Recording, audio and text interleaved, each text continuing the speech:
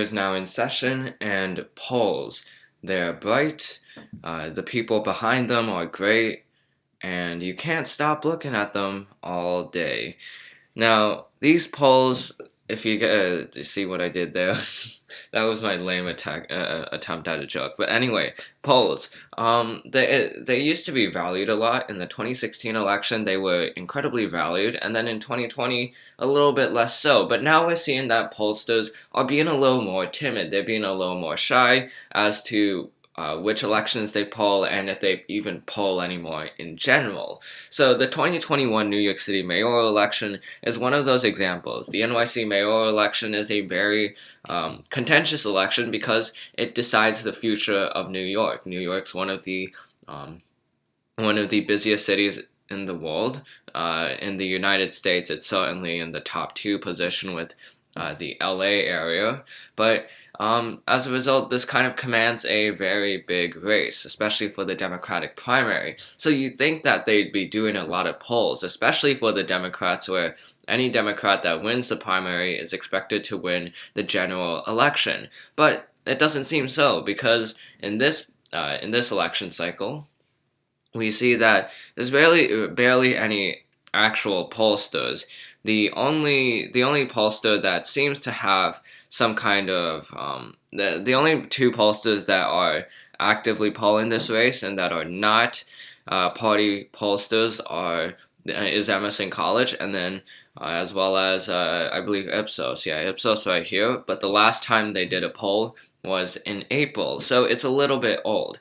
It's mainly Emerson College that is doing these polls, and the thing with Emerson College is that it's a little bit weird as to their polling. It doesn't quite match up with the overall polls, and that might not. I mean, it's not necessarily that Emerson College is wrong with their polls, because all they're doing is literally tabulating what a certain group of voters say. But it's surprising to see that Catherine Garcia is leading in first place, while Andrew Yang only is able to get 26% of the vote. So we'll have to see as to how this race goes. Catherine Garcia may end up on top, but the fact that Emerson College is really the only good pollster in this race is not good.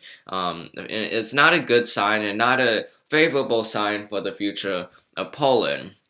And this is reflected in other races that have happened in the 2021 election cycle. We see in the Georgia Senate runoffs that there were very few good pollsters. If you look at all the pollsters here, you can see their grades.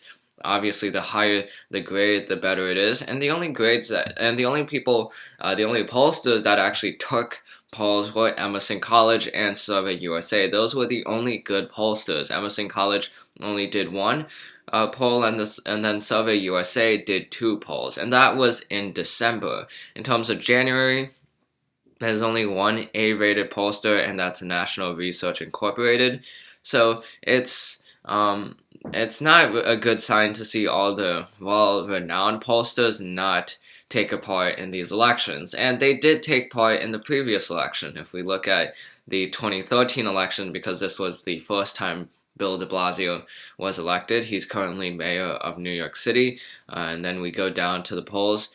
You can see that Quinnipiac did many polls here, even though any of these Republican candidates were unlikely to win the general election. And then if we go to here to the Democratic polling, you can see that Quinnipiac and Marist College, as well as Siena College, they all did polls of this race, and they were dominated in terms of the amount of polls and the types of polls that are seen. And you can see here that it was mainly Christine Quinn that was winning the race, but then Bill de Blasio came out on top near the end of the race, and that's ultimately that's what happened. Bill de Blasio is now mayor of New York, and this starts to question the longevity of polling, but also the reliability of polling.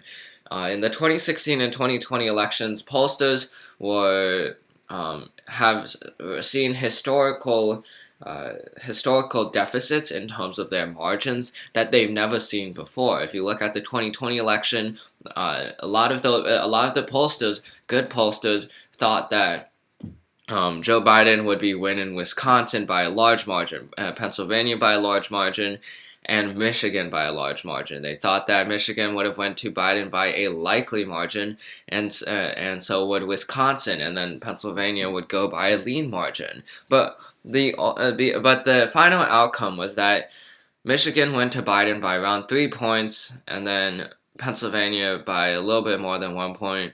And then for Wisconsin, it went to Joe Biden by a tilt margin. It was very close. So it shows that pollsters were very close to predicting the election wrong again, because Trump was very close to winning the election. He only needed around 60,000 votes in several states, or in the states that he needs collectively, to actually win the election.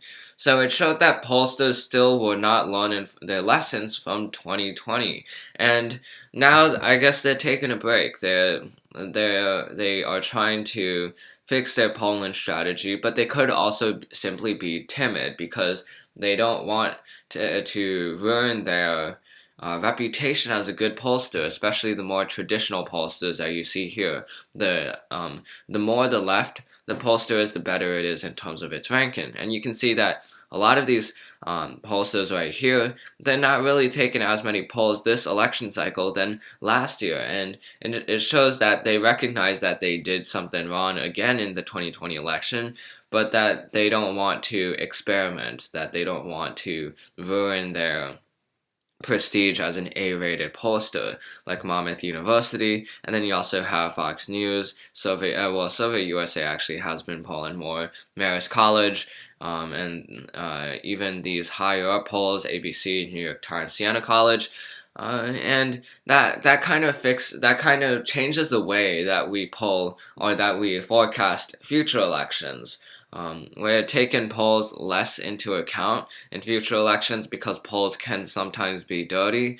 Oh gosh, that I can't. These jokes are horrible. But anyway, but we're relying on polls less, and we're relying more on the backgrounds of candidates in the race and on what people say on the ground, because one indicator of how Hillary Clinton was going to face a tough battle against Trump in the 2016 election were the people on the ground in the Rust Belt. When people went to Wisconsin, to Michigan, to Pennsylvania to campaign for either candidate, they saw that a lot of Barack Obama supporters started turning towards Trump, and they wanted someone new. But pollsters didn't quite account for this. So it was kind of a mismatch that ultimately that led the Clinton campaign to incorrectly think that they would still have the Rust Belt in their grips, even though the people in the Rust Belt were going more and more for Trump. And that's something that needs to be taken account of in future elections, what people actually say on the ground, because a lot of times that is more indicative of what, compared to actual polls. And that's something we're going to be using more and more when it comes to the 2022 midterm elections. We will still rely some amount on polls, but we've seen that in past elections that polls still need to get better. And in terms of this decade for polls, it might just be more about experimentation rather than actually getting the election results correct, because for them, they need to find new ways to better their polls and to make their polls more indicative of the actual crowd. And that's why we might not see polls have that much representation in the 2022, the 2024, and even the 2026 election. So that's the end of this video. I hope you enjoyed it. This video is now adjourned, and I'll see you in the next one.